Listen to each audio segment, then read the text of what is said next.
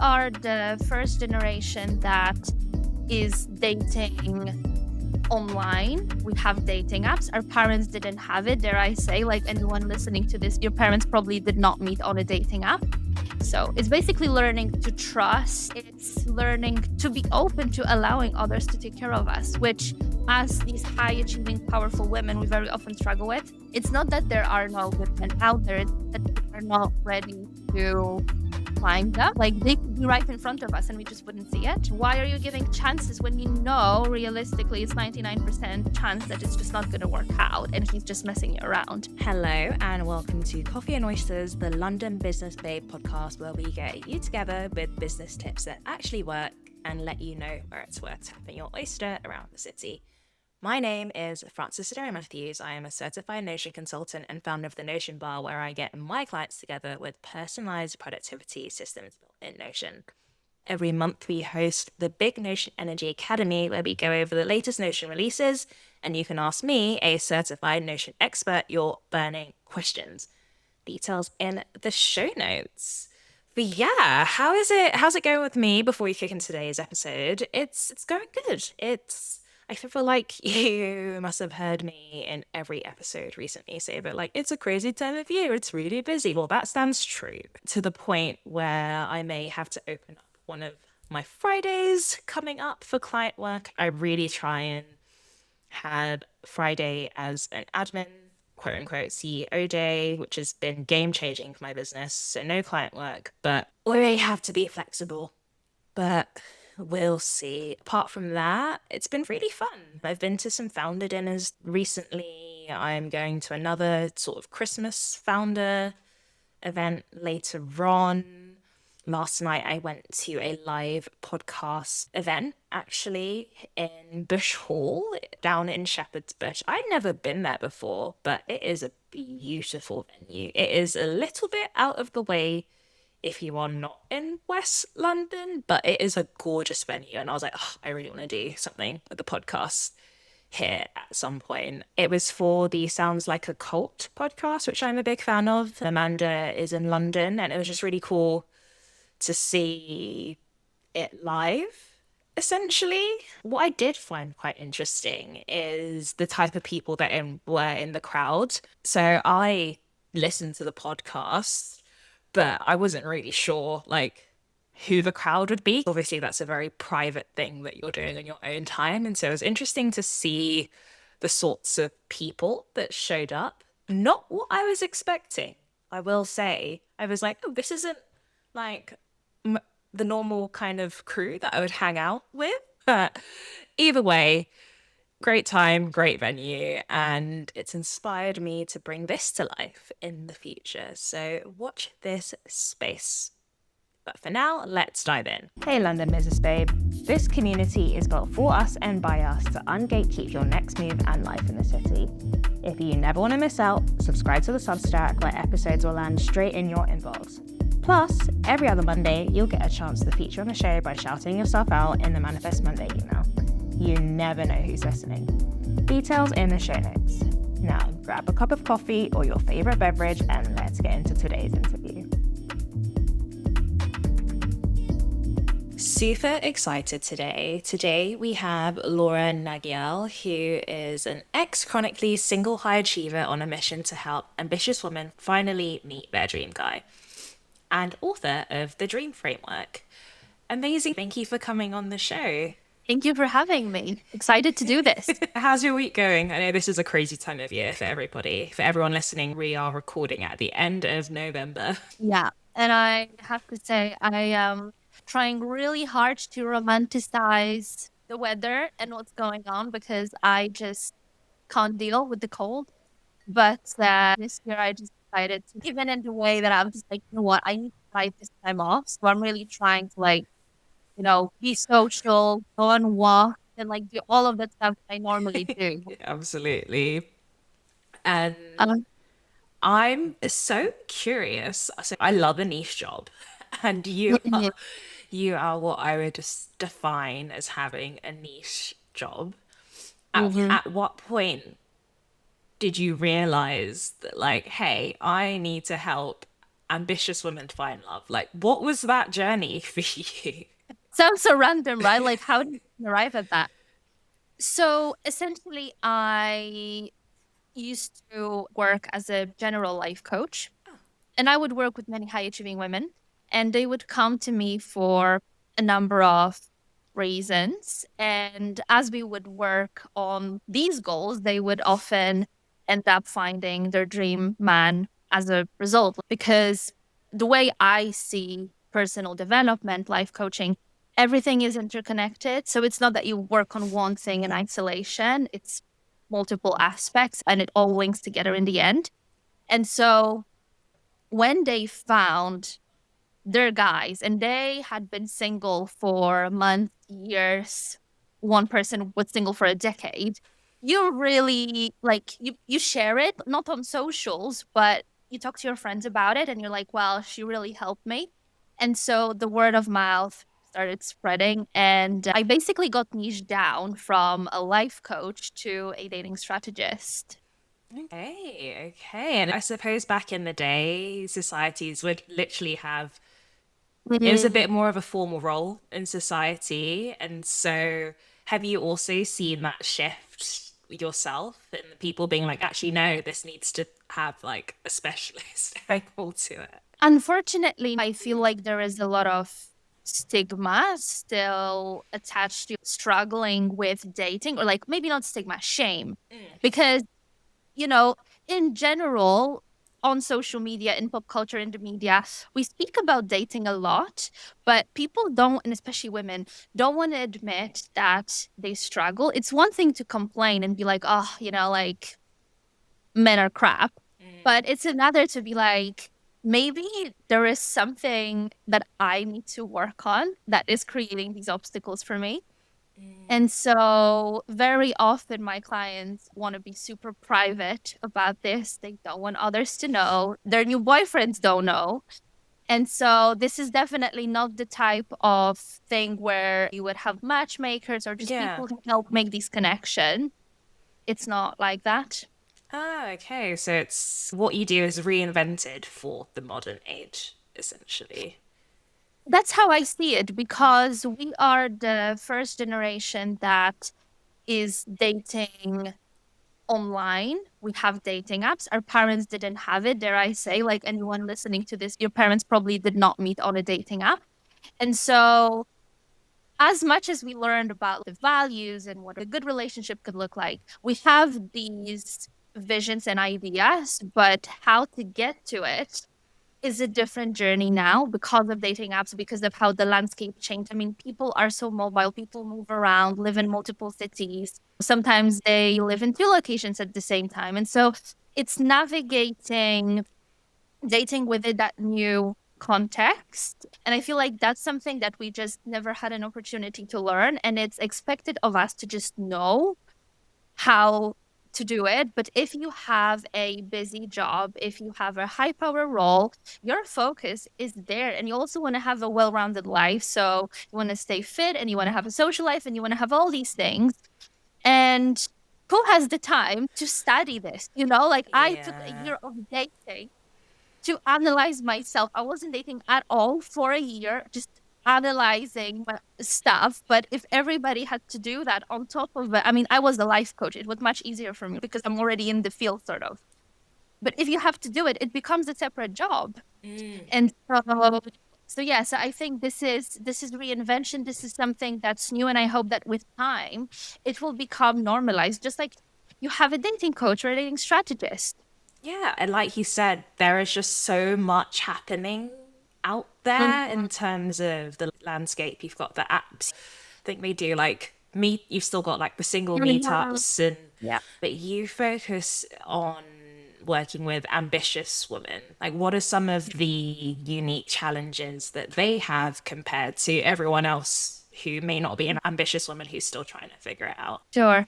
Well, I'm working with ambitious women, and the framework that I created, which is something I'm very proud of, it's the first and only dating coaching program that I know that guarantees results, that guarantees that you are going to be the guy at the end of it. And that's something that I created. So the reason why I work with these high achieving women is because That's something that I needed when I was single myself. I wish it existed. And that's because as a high achieving woman, you face a specific set of problems. Very often, my clients work in male dominated fields. So they have to be extra firm, extra persistent, extra authoritative in how they carry themselves, which great, which is what allows them to build the success that they have. And what they very often think when they enter dating is I have a very strong personality and a very sort of big way of being. I want someone who's bigger than that and stronger than that. What they don't understand is that relationships require polarity, energy polarity. So if you're approaching dating with the masculine energy you have in your work life and everywhere else, you can only attract men who are in their feminine because that's how energy polarity works. And what happens with the men that you actually do on a date, so the ones who have the initiative, will take care of you, will lead in that relationship, will push it forward, they are the ones who end up being repelled because they want to feel like a man next to a woman. And it's not that being strong is unattractive. That's not what I'm saying because I have a very strong personality as well. And I have this masculine particle is very strong in me as well. But it's about understanding how do I express myself strategically so that I can feel, because that's what we all want. We want to feel like women next to our men. We don't want to feel like we have to organize everything and worry if the relationship is, like we have to be the ones that determine where is this going. That's essentially the problem my clients have. And it's not resolved by saying, I just want to find someone who's stronger than me. It's by understanding, okay, what do these strong masculine men want? And how can I align myself with it in a way that's authentic to me still? Because I definitely don't advocate changing who you are. That's unrealistic and unsustainable in the long term. So it's basically learning to trust. It's learning to be open to allowing others to take care of us, which as these high achieving, powerful women, we very often struggle with because we're like, I know, like, I want a guy who leads and I want to trust his vision. But at the same time, I'm type A and everything needs to be done exactly how I have it in my mind. So it's navigating challenges like that. Yeah, it's always an interesting discussion, isn't it? Like when you use words like masculine and feminine, Mhm. because there's a lot more conversations coming around Yeah. about how it's healthy for us, whether you're a man or a woman, to have a bit of both.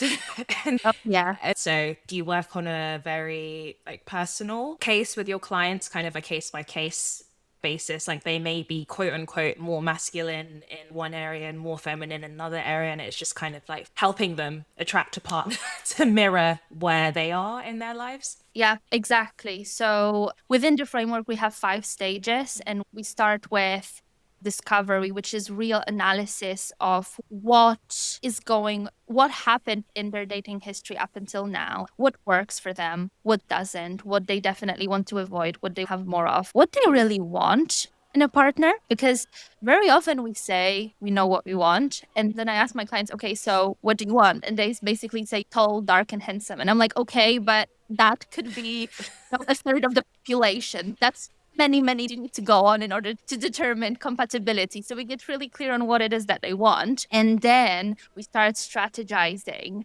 on how they can align themselves with that person. Because I think that's the part we very often miss when many women make these extensive lists. If you're listening to this and you're like, no, I absolutely know what I want. My list has 4 pages and I thought of it in big detail. But the part many women is asking themselves, okay, looking at everything I described, who I am now, compatible with that guy? Is there any work on my end that needs to be done in order to truly be a match and feel good in that connection? Because very often what I learn is that it's not that there are no good men out there, it's that we are not ready to find them. Like they could be right in front of us and we just wouldn't see it. So you have cases like that where Mhm. maybe there are people in their lives who match that criteria but are potentially being overlooked. But what do you say to the women who are like so hyper focused on, which Yeah. is fine, they're just they're focused on other things, right? Yeah. Work or hobbies, or that's fine. Like, how do you get them to start putting themselves out there? Like, what are the steps that they're taking? So when we're done with the discovery, then we talk about the resources that they need in order to start dating in a way that's different. And so we look at their dating profile, we look at, and also we are very intentional with the choice of dating platforms because there are so many these days. And so you also want to keep that in mind, like what crowd does each of these platforms attract? Also, what are the places where they can meet that guy in real life, which again is different depending on everyone's personal context. So we do that. We look at how they communicate. That's a massive piece of work. We work on their self love because it's one thing, and that's something that's a key difference in my philosophy is that self confidence and self love are two completely different things. Self confidence is external. It's the belief that whatever I set my mind to, I can achieve. And my clients have like they're so confident. They have no problems with confidence because they worked so hard. So they know if I want something, I just create a strategy. I put my head down, put in the hours, find the right people, I'll make it happen. The problem is with self love, which is internal. It's how we truly feel about ourselves. If you take away the stuff that comes with confidence. So, achievements, the status, the lifestyle, the clothes, the social approval that we get. When you take all of this away, how worthy do you really feel without being productive, without being useful, without being seen through the lens of your achievements? And this is very often where we dig into, their upbringing, but not in a therapeutic sense. I just want to make it very clear. Yeah. Like, coaching is not therapy. So we don't do that. We just look at certain patterns, their upbringing or in their past relationships. When your self love is not in a good place, what happens very often is that you have your list of expectations, and yet what you allow in your dating life is a completely different story. Like you say you want this, but then you're okay with that. And it's almost like, why would you do that? Why are you giving chances when you know realistically it's 99% chance that it's just not going to work out and he's just messing you around? That's because our self love is not at the level it should be. So the very first step is for us to get it to a good, stable level because that then essentially is your compass for navigating dating. And so when we talk about how they communicate, because again, very often they're used to just speaking to people like they're giving orders and they don't mean to, but it's just like, I know good places. I know my process. That's another thing. So many of the women I work with, they have processes for vetting men. So they just will have like a quick little date. They will ask the guy on right away just to see if there's a vibe, and they're just trying to project manage everything. So I'm really teaching them how to do less and receive more in dating. And so there are many steps. I'm conscious of your question, but I'm trying to capture it all. But now as I speak about it, there's just so many elements to it. So we just work on it all, and it really varies person to person as well, depending on their story, what challenges they will have. Yeah, no, it is such a person thing. Mhm. I always like to Yeah. say with my girlfriends that I chat with about dating, I'm just like, you've just got to find the right. It's not, at least with me, it's not like that person is a good or a bad person. Like, you're just not compatible with them, and it's okay. Yeah. Like, you just need to move Yes. on. Yeah. And the thing that I really believe in is filtering early. I agree and I disagree with the statement that is a numbers game because it is to some extent. But at the same time, if you go on many dates with people who are just not aligned with you, it just gives you very severe burnout and it makes you question your worth because you're like, okay, this guy was like, I wasn't into him at all. And he looked so much worse than in his pictures and he was shorter and he was all of these things, and he still didn't message me after the date. Is there something wrong with me? When the reality is, and now I mentioned like very sort of shallow aspect, like someone's appearance. Very often it's more on the level of you meet someone and you're just completely misaligned when it comes to values or views, like the things that you want. And it just makes you feel like I'm never gonna find him. Like there's so many and nothing is working out. So I really do believe that, and that's something that's universal that I strive for all of my clients, is that they go on fewer dates but better quality, because that allows for that magic and spark to actually happen. Because you don't want to get your hopes up 4 times a week and be like, oh, this could be the love of my life. But if it's like once a week, but you know it's going to be a quality one, the setup is completely different. Your mindset towards it. Absolutely. And I'm curious to dig more into your business itself. And so you said you started off as a more generalized life coach and you Yeah. transitioned to becoming a specialist dating coach. What was the process of that transition? Did you just suddenly like pop up on Instagram one day and be like, surprise guys, rebrand? Or did you have to like kind of transition out of old clients and stop working with them? Like, I'm fascinated in the pivot and Mm. how it worked for you. There wasn't a hard pivot. I feel like the biggest pivot for me was when I swapped from PR, which was my previous career before coaching, into coaching. I feel like that was more of a journey where I had to be very intentional with what I'm doing and where I'm taking things. Whereas with the switch from general life coaching to dating coaching, it never was an official rebrand. And I still have life coaching clients. So now I actually have 3 branches to my business. The majority is dating coaching, but then I also have life coaching clients. And I also mentor older coaches who are just starting out their businesses. So I wouldn't say a hard pivot, a very strict transition. I still do all of these things. I just don't advertise them. All of the life coaching clients, the mentees I get on a sort of recommendation, if you know basis. And then in terms of business model, are you Mm. working with people in set packages or is it just kind of an ongoing retainer situation? Like how do you engage with your clients? I do a program. I never did it session by session because I believe that if we establish an objective, it's impossible to achieve it within, a session or two. So we need to have a set amount of meetings and a set amount of time to do this. But at the same time, it's important to have a package, because if this is just an ongoing thing, then that decreases the client's motivation because there's no set deadlines. They're like, okay, like I can just push it a week. So I found that working in packages is the most effective option for my clients.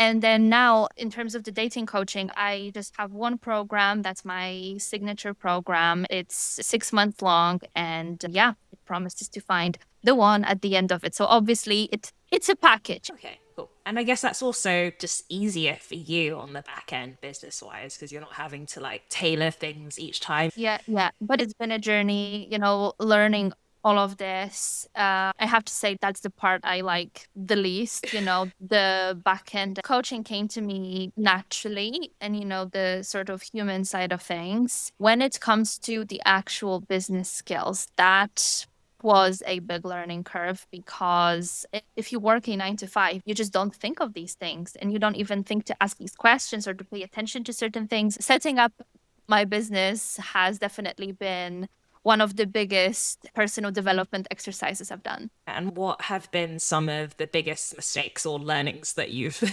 like learned from essentially like trying to figure out all these business skills? Definitely allowing too many people in my ear.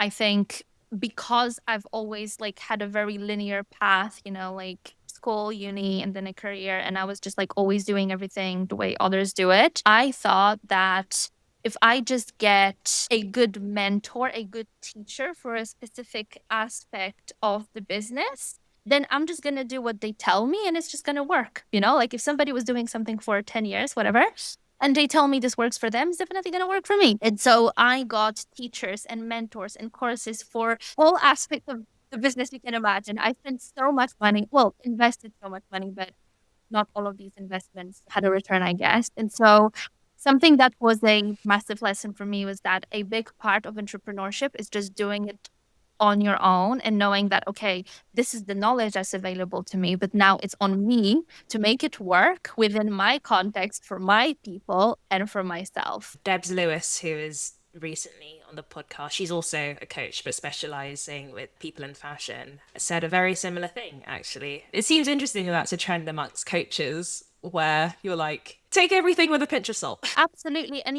like, especially in, I don't know if this is actually specific to coaching. I would say specific to any business that's relatively new. If your business is new, people who got into the industry 10, 15 years ago, do marketing will be very different. So, even if they share with you the tools they're using today, that is still backed up by their presence, the client base, the email lists, all these things they had accumulated for years before social media was what it is now. Sometimes I find that it's actually better speaking to people who are newer to the business because it's fresher and their perspective is more relevant to your situation. I'm in my year 4 of the business. So naturally, when I speak to people who started 15 years ago, at first I thought that makes the most sense because they've seen it all. But now I'm like, no, because their process of coming up was in a completely different landscape. Interesting. Yeah, I mean, they do say that it's also easier to learn from people who are slightly ahead of you instead of like way ahead of you. So I wonder if that also comes into play there as well. I think maybe it's because I have a specific context in mind. Because I would think that when it comes from the teaching perspective, like the more experience people have, the more they will know which questions you should be asking, but maybe you don't know that you need to ask. But then at the same time, because there's so much distance between when they started and where they are now, they could also forget it partially. I mean, I guess you could argue both sides. Yeah, it's just finding the balance. Amazing. And when it comes to marketing yourself, securing clients, like what are things that legitimately move the needle for you? This is not going to be very helpful. So, like, having an online presence helps, of course, because people can get to know you before they meet you for a consultation. Before I take on a client, I do a consultation which lasts anywhere between an hour and 2 hours because before I promise someone I'm going to help you find a guy in 6 months, which sounds crazy to most people, I want to know that I actually can help them. And so before that happens, right, people want to get to know me, know my philosophy in terms of coaching, know who I am as a person, because there are so many coaches out there. So like you want to know that actually she gets me. What else? I think in like Instagram, of course, but I am getting leads from all over, like Instagram, LinkedIn as well, which might sound surprising because like LinkedIn is the last place you would go to for dating advice. But I basically just did it as a sort of omnipresence exercise because, like my Instagram was quite established at one point, and I was like, you know what, it's time to expand on a different platform. And I started posting more on LinkedIn, and like I was getting inquiries from that. So I'm like, okay, I'm gonna invest some more into that as well. I guess anything can work as long as you are consistent at it and you know who you're speaking to. At least that's what I'm finding from the context of providing services. As long as you know who you're talking to, it doesn't really matter where it happens. The LinkedIn thing makes complete sense from my perspective because when you're talking about knowing who you're talking to, well, you're talking about ambitious, high achieving women, and a lot of them are really active on LinkedIn. So go where your people are. Even in my business, I hang out at a lot of creative events. On first glance, you might think like, why is a Notion consultant hanging out at all of these creative events? It's because creatives aren't organized and they need my help to really like do what they do. But like I know that they need me. So I love to learn as much as I can about their needs. So that's why I hang out in their spaces, essentially. Yeah, no, of course. I mean, they have to be doing something else in order for you guys to have synergy, right? Oh, that's really cool. I mean, also creative events sounds like fun. Yeah, exactly. Yeah. Do you ever feel like you could take that offline? Like, could you pop up at like business conferences, for example? I feel like that could be an interesting experiment. I think it could be. I mean, I love meeting people, the people who are based in London. So some of my clients are based overseas. So obviously we work online. When I travel, I do meet them for in-person sessions, which is like, Nice. but yeah, I love meeting people. I love connecting with people. And so I wouldn't mind running a workshop or, like a talk, but I've not been approached yet to do that. And so maybe one day, if that happens, I would be definitely curious to make that experiment. Yeah, no, I mean, even just anecdotally, I'm part of a lot of like female business networks, and it's a real problem that people are having. So consider it. But love that. And I'm always so curious. So you started in PR, then you became a life coach, and now Yeah. you are a dating coach. Like, what did you want to be when you grew up as a kid? A pop star. I blame Britney Spears. Okay, I mean, you make a lot of content now. Yeah. I mean, funnily enough, my mom told me I would be a life coach when I was 17. Oh, I grew up in Poland, as you can probably hear. And, back then in Poland, coaching had the worst reputation. It was seen as a sort of scammy version of therapy. interesting. So I was like, no way I'm going to do this. So I still did a psychology degree because my parents really wanted, like, I wasn't planning to go to uni at all. But then I did. And in hindsight, it definitely worked for me. So I'm grateful that they did really encourage me. Let's just put it like that. Okay. I wanted to be a pop star when I was little. Interesting, interesting. We just goes to show mothers know best. At least in your case. Yeah. What does your mum say now? She's so proud. She's sharing my content all the Ah. time. And I'm like, I mean, I don't know how much your, Facebook friends enjoy it, but go ahead. She's a fan. She listens to all of the episodes, that come out when I'm a guest. Now that I started my own podcast, she's also like fangirling and, adding to all of the 20 views that I got. So, yeah. Yeah, no, shout out for real for mums out there being one of the 2020 listeners episode. Hi, mum. I love that. Thank you so much for sharing your business journey with us. Is there anything that you're like excited to expand into? That's an interesting question. I feel like something so like 2026, I haven't got anything that's locked in. That's a big milestone. But I feel like something that's coming is definitely a book. I feel like I have a book in me. So that's definitely something that I know is coming. When I do reach that stage of actually promoting it, putting it out there, I think it's going to be super exciting. Yeah, keep us posted on that and we'll share it in the newsletter. So yes, let's benefit that. Love it. Awesome. Hope you're enjoying the show. Would love to hear what you're thinking. Drop a comment and share your thoughts. Even better, if you're loving the show, take 2 seconds to rate us 5 stars wherever you get your podcast. It really helps other people find us. And if you want to be a guest, details in the show notes on how to sign up. Now, let's jump back in. So now we're going to shift on to things that make your life more joyful and just easier. Do you have any songs, I call them hype songs, that make you feel really confident, just kind of get you like pumped and like ready to go? Yeah. So I guess I have 2 types of songs that get me going in different ways. So one is like when I really want to like energize myself, like at the gym. Anything by Azealia Banks, I love. That's the sort of vibe I'm going for at the gym. But then I also have my playlists that are dedicated to like tuning into my feminine energy and to switching because right now I'm in my masculine. Like, I am giving facts, when I am with my clients, I'm the one who holds them through the process. I'm their strong shoulder to lean on. So I'm in my masculine. But when that's done, I want to be in my sort of, like magnetic, sensual sort of, I want to activate that side of me. So I also have playlists dedicated to that. Many songs on these playlists are by Kali Uchis. I absolutely love her. Yeah. So yeah, these are sort of my 2 go-to artists when I really want to switch on a certain mood. Oh, I love that. Very different. Very different. I have a range, As we all do. And then when it comes to just like personal policies that keep you grounded, do you have any? So my biggest life changer was when I switched off notifications from WhatsApp. Yeah. So I only go on WhatsApp a few times a day when I intentionally want to respond to people. because I have ADHD. So when I would get a message, even if I'm doing something, I would be so curious to know what it is, especially when it's from my clients. Because my clients have 24/7 access to me. They keep me posted on how it's going. As you can probably imagine, necessary because it's all about nuance. When they send me a message, I really want to know because I'm genuinely invested.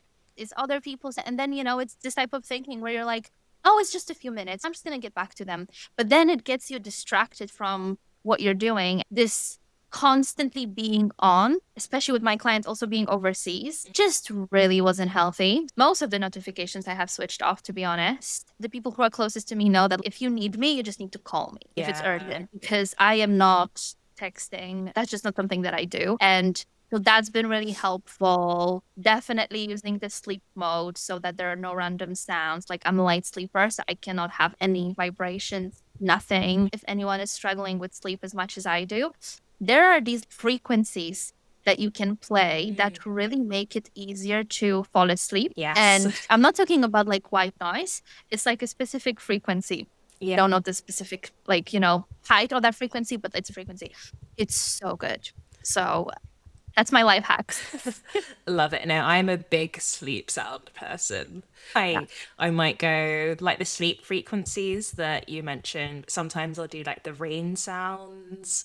Yeah. Recently, actually, what I've been really enjoying are like children's audiobooks. So of books I used to read when I was younger, like Lion, the Witch, and the Wardrobe, all the Narnia books, stuff like that. It kind of puts you into like a dreamlike state, and it's great. Yeah. Okay. That's something to try.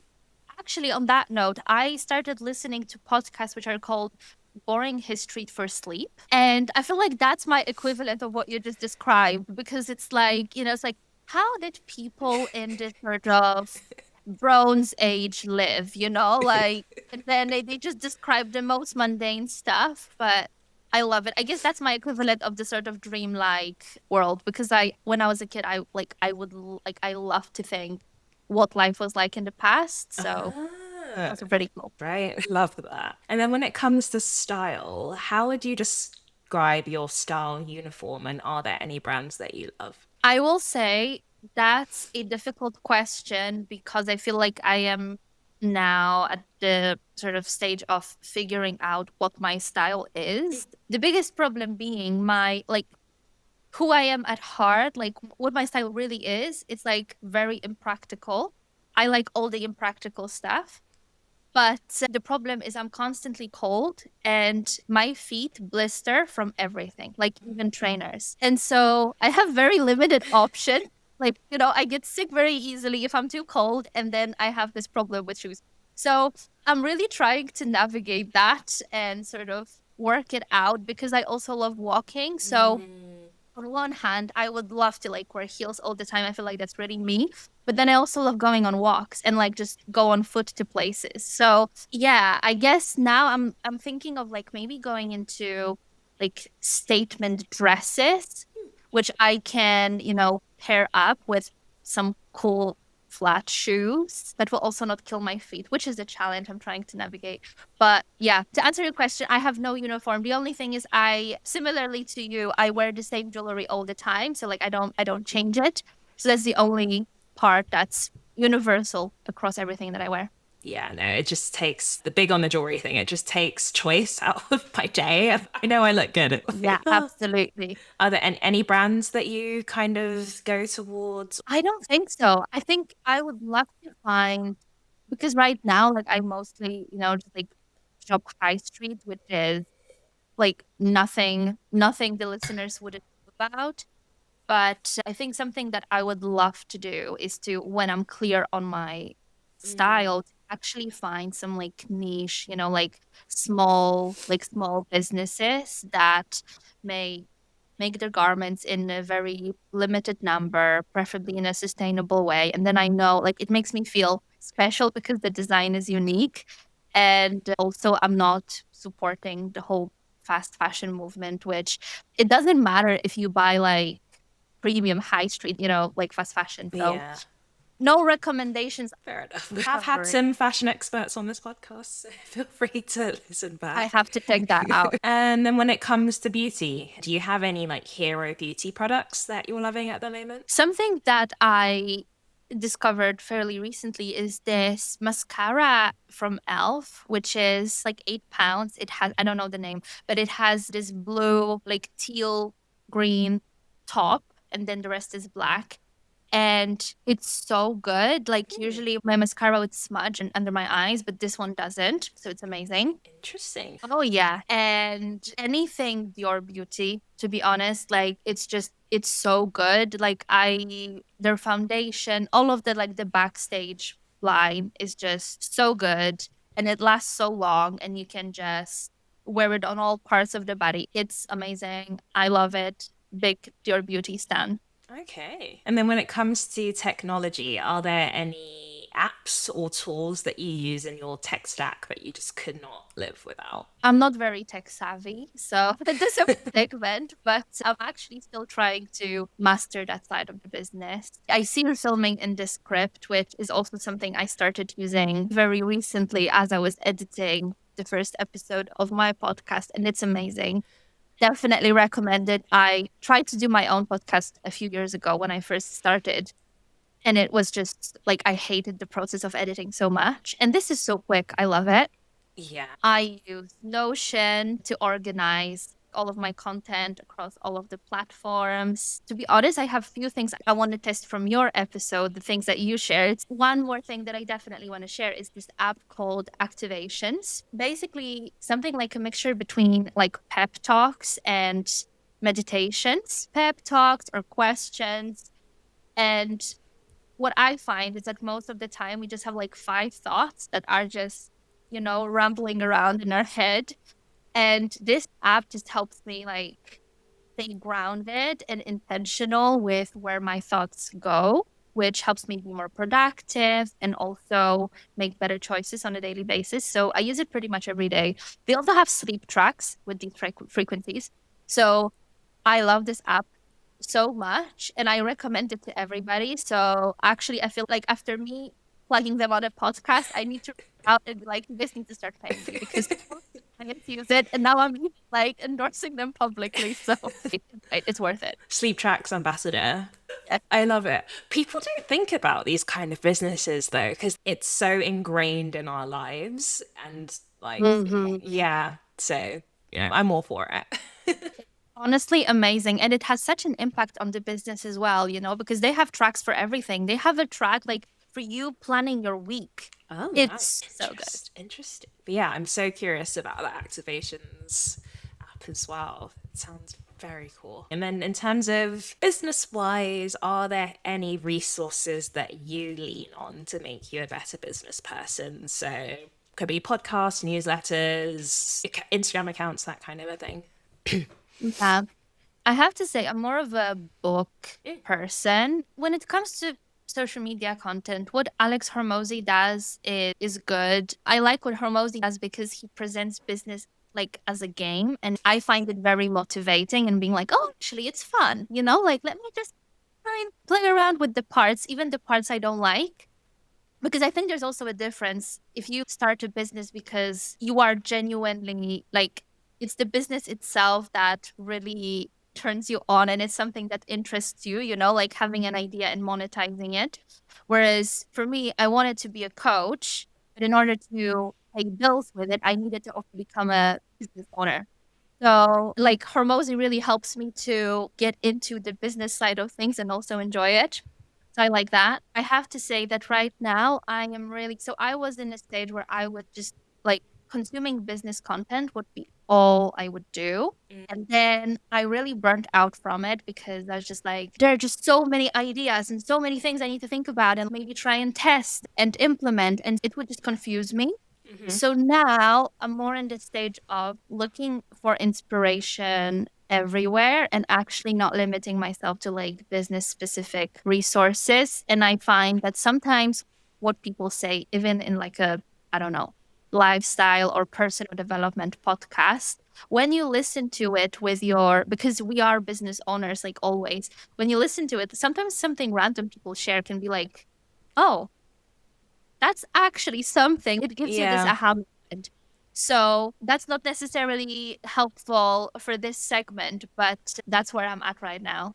Yeah, no, I completely sympathize. I got slightly burnt out as well, I think, from consuming Mhm. so much business content that was like so Yep. like it just felt so intense, which is also partially why I created this podcast. It's a bit lighter and more human.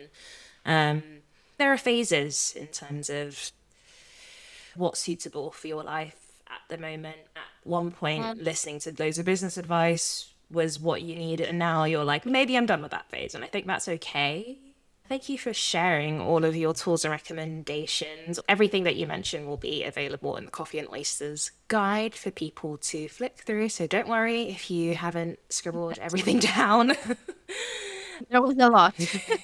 Oh, hey again. Did you know there are roughly 100,000 London business babes out there? And we're on a mission to reach as many as possible. Enjoying what you hear? To support the hours of work that goes into making this special, you can either A, consider supporting directly as a paid monthly Substack subscriber to also unlock future exclusive content for less than a coffee and a croissant. B, any brands listening? We'd love to explore ways for you to be part of the journey. C, at the very least, on your next co-working date, tell a fellow London business babe about us. Details in the show notes. Now let's jump back in. But now we're going to skip ahead to London. And so for those who are listening, where are you based? In Shoreditch. Oh, It's okay. big enough. I'm not going to share my, but yeah, Shoreditch. Oh, great. Fun place. You have Yeah. anything on your London bucket list? So I want to see The Devil Wears Prada Oh. because it's so good. I'm so glad they keep extending because things just keep happening. Like I literally had the date selected with my friend twice and we had to cancel. So anyway, I'm really hoping to make it happen, I think by April. So like we're fine, we have time. Then I want to go to this Polish restaurant. It's called Dakis, and it's basically where Polish artists and politicians would hang out back in the day, like in the 50s, 60s, 70s. So that's pretty cool. I've never been. And as a Polish person, I feel like I want to go and like find it. So that, and one more thing, which is probably a bit niche, but there is this Museum of the Home in Oh, Hoxton. yeah, that looks so cool. I I've really want to go. Yeah, I've walked Yeah. past that a few times and I'm like, oh, interesting. It's basically like a collection of rooms portraying how people used to live throughout different decades and centuries. Yeah. And it's so cool because on their website, I saw there's a room from like early 2000 and we think, okay, like it's fine. I remember it. But actually, Mhm. things have changed a lot over the past 20 years. So even that can be like, oh, we've come a long way. Yeah, no, there are so many furniture things that are redundant now, like CD racks, right? No one has Yeah. CD racks anymore, or like a DVD player, or like a massive hi-fi sound system. And then, how about places that you do want to recommend? Do you have any favorite restaurants that you would like to share with the listeners? There is this Mexican restaurant in Dalston. It's called Corrochios and it's so nice. The food is amazing. It's my favorite Mexican in London. And also the decor is really cool. They have just a collection of different memorabilia from different people from Mexico. It's just fabulous. And definitely Corrochios. There's also this Polish restaurant. I'm a bit biased, obviously, but it's called Ognisko. It has a very traditional vibe with white tablecloths and wooden furniture, but it has a very homey vibe. It's very cozy there. And they have this amazing hazelnut vodka Oh. shots, which I cannot have just like clear vodka shots. No, despite my heritage, my body cannot handle it. But these hazelnut shots, they're so nice. You drink them, you sip them, and they taste like, do you know this like chocolate dessert Monte? It was, yeah, I think it was just big in Europe because my German partner also knows it, but I feel like maybe it didn't get to the UK. Toblerone? I'm just thinking mountain, Monte, maybe. No, Okay. no, it's like you have this like chocolate hazelnut layer, and then you have this like white milky layer on top, basically. And it tastes like that. And it's so good. It's honestly like it's an extra dessert after dessert. I love it. So even if you're not a fan of like Eastern European food, which fair enough. It's quite stodgy. But like these hazelnut shots are amazing. I would go there just for that. And how about cafes? Are there any cafes that you love? Not really. I work from home mostly because a big part of my job is creating content. And then, when I do work with client, again, that requires privacy. So I'm not really a coffee shop person. The only way I get coffee is when it's just on the go when I'm going for a walk. So that's not very inspiring. Fair enough. And then how about networks? Are there any like members clubs or like event groups that you want to shout out that you're a part of? No, I think that's one of the things that I actually need more of in my life, expanding my community of fellow business owners. Yeah, I tried this thing. Actually, I don't know if it's polite to say that something didn't work out and wasn't a great thing, but there's this thing that's being heavily advertised on Instagram called Wealth Walks, and it's supposed to connect you with other female founders. But honestly, it was good marketing for a not so good product. So I'm trying, but it's hit and miss sometimes. So I'm definitely open. I'm still looking to find my place in my network. That's fair. Well, in the Coffee and Oysters guide, there's a whole bunch that people have mentioned. So feel free to go look through that afterwards. I have a whole task list, like I need to look up the fashion advice and the networking and the tools. I love it. I'm learning so much.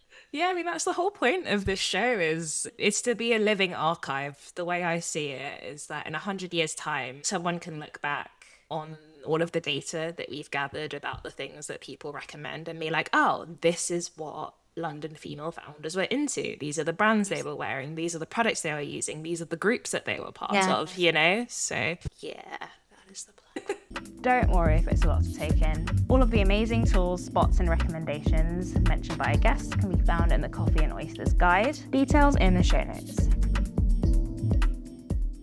So thank you so much for sharing your mini guide to London with us. Yeah. I like to close out this show with some aspirations, some hopes, and celebrations. And so the first question is there a recent win that you would like to celebrate for yourself? And is there a win of someone else's that you would love to celebrate as well? So definitely someone I want to celebrate is Nicole from Bossa Shoes. We actually met through Curve Club, which I think you're also of, right? Yeah.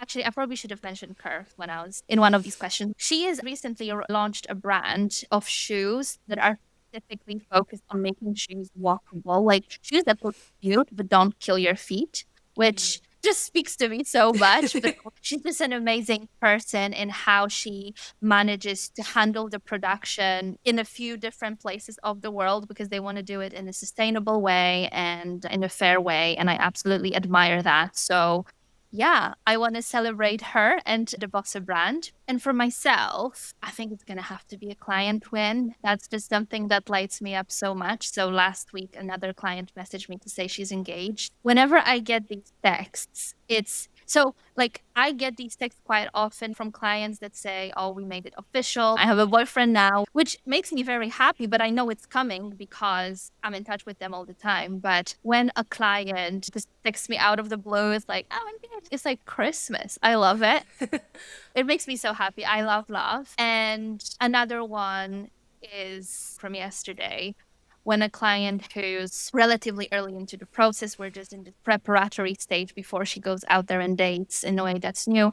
She texted me and said, Laura, I know I haven't even found a guy yet, but I don't think I've ever been happier in my life. I just feel so good with the things that we work through, and my life has shifted so much already. The phrase, I can't remember last time I was so happy. It just really hit something for me. So these are the types of things that really constitute big wins for me. Amazing. Love that. So that's really exciting. Yeah. Incredible. And then lastly, I always like to say, you never know who's listening. Is there anything that you need help with? So in terms of what I want to promote, maybe let's start with that. I definitely want to promote my podcast, which doesn't have a name yet because I uploaded one episode and I was like, I don't have a name, but I also don't want to hold myself back because I don't have a name. So by the time this is out, I probably will, but you can find it just by typing my name, Laura Nagiel, on YouTube, on Spotify, and like all the other platforms. Amazing. And for women who don't want to DIY anymore, reach out to me, let me know, and let's talk about how I can help. So you can do that on LinkedIn or Instagram, whichever you prefer. And I'll send you a link to the framework where the listeners can read more about how I work, what I do, and if it's a match. In terms of what I need help with, I would say publicity. Like, I really feel like I'm getting to a stage, I have a great product, I have great results, I have amazing clients, but I think it's about sharing the message more widely. And it's not on my priority list right now, like as a sort of direct priority, but that's something that I know is coming. And I feel like that's another thing that, apart from the book, is going to be super interesting. So if there are any contact details, will be in the guide. We will put all of your details in the show notes. But really, thank you so much for coming on this week. It's been really fun having you, and just really excited for all of the incredible things to come, including your book. We're putting it out there. Thank you so much, Frances. This has been genuinely so fun. I really enjoyed it. Thank you. I'm glad. Awesome. Thanks for listening. Get in touch at coffeeandoysters@gmail.com. Stay connected at Coffee and Oysters Pod on TikTok and Instagram. And never miss out by subscribing to Substack. Details in the show notes. And most importantly, keep those 5-star ratings coming, and see you next time.